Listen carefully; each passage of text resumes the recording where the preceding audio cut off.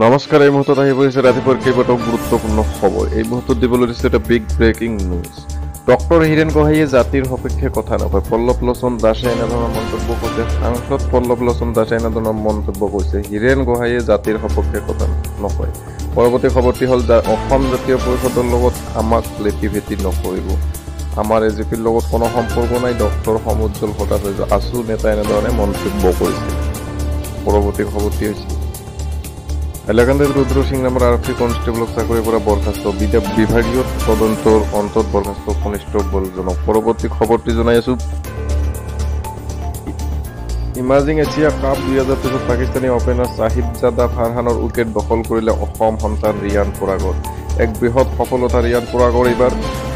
পৰবৰ্তী খবৰটো হৈছে আম আদমি পাৰ্টিৰ নেতা এবাৰ অজিত ভূঞাৰ সমৰ্থন বিচাৰি বাসগৃহত উপস্থিত ৰাঘৱ চাদ্দা বন্ধুসকল নিশ্চয় এনেধৰণৰ খবৰসমূহ সম্পৰ্কত আমাৰ চেনেলটি সাবস্ক্ৰাইব কৰি ভিডিঅ'টো লাইক কৰি